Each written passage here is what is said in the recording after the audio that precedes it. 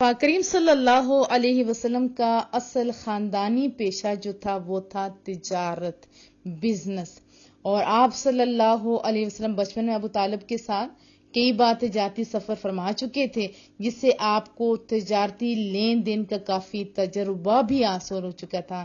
اس لیے ذریعہ معاش کے لیے آپ نے کون سا پیشہ اختیار کیا؟ بزنس، تجارت۔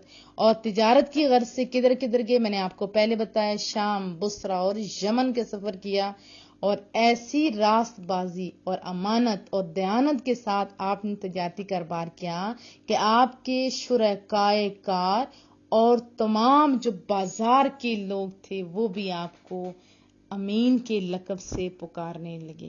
یاد رکھیں کہ ایک کامیاب تاجر کے لیے امانت، سچائی اور وعدہ کی پابندی خوش اخلاقی تجارت کی جان ہے۔ اگر آپ بزنس کرتے ہیں تو ذرا اپنا محاسبہ کیجیے۔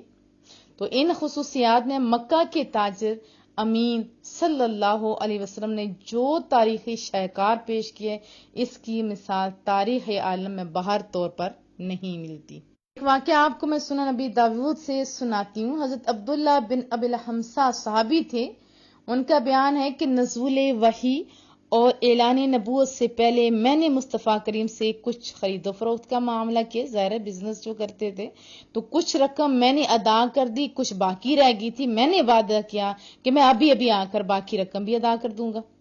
تو اتفاق سے 3 دن تک مجھے وعدہ یاد ہی نہیں رہا، جیسے ہم لوگ بھی کرتے ہیں، آپ بھی تو ایسا کرتے ہیں، ہمیں ایسا نہیں کرنا چاہیے۔ بہرحال تیسرے دن جب میں اس جگہ پہنچا جہاں میں نے آنے کا وعدہ کیا تھا، تو مصطفیٰ کریم کو اسی جگہ منتظر پایا، مگر میری اس وعدہ خلافی سے محبوب کے ماتھے پر ایک ذرا بل نہیں آیا، بس صرف اتنا فرمایا کہ تم کہاں تھے؟ میں اس مقام پر 3 دن سے تمہارا انتظار کر رہا تھا۔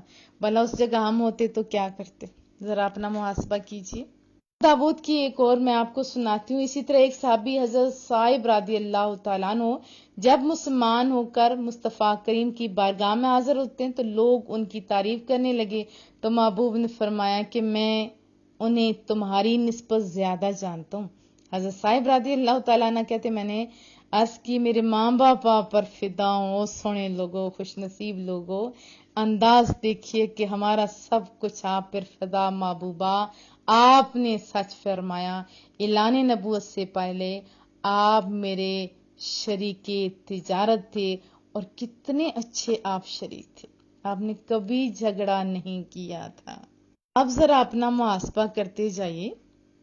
پاک کریم صلی اللہ علیہ وسلم کا بچپن بھی دوسرے بچوں سے جدا، اور آپ کی جوانی بھی عام لوگوں سے بالکل الگ تھی۔ آپ صلی اللہ علیہ وسلم کا شباب مجسم حیا تھا، چال چلن، عصمت وقار کامل نمونہ تھا حیا کا۔ آپ بھی تو جوان ہیں، ذرا دیکھیے، اپنا محاسبہ کیجیے۔ بہرحال اعلان نبوت سے پہلے محبوب کی تمام زندگی بہترین اخلاق اور عادات کا خزانہ تھی۔ آپ اپنے اخلاق کا بھی ذرا دیکھیے، آپ بھی تو مصطفیٰ کریم کی امتی ہیں نا۔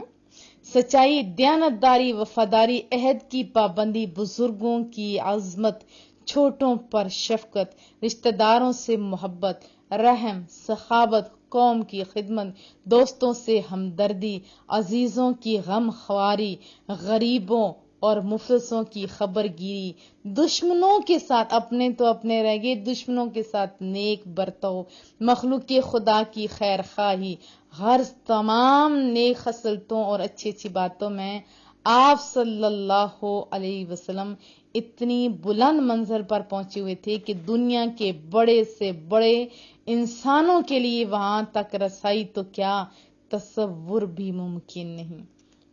محبوب کا کم بولنا، فضول باتوں سے نفرت کرنا، خندہ پیشانی اور خوش روئی کے ساتھ دوستوں اور دشمنوں سے ملنا، ہر معاملہ میں سادگی اور صفائی کے ساتھ بات کرنا محبوب کا خاص شیوا تھا۔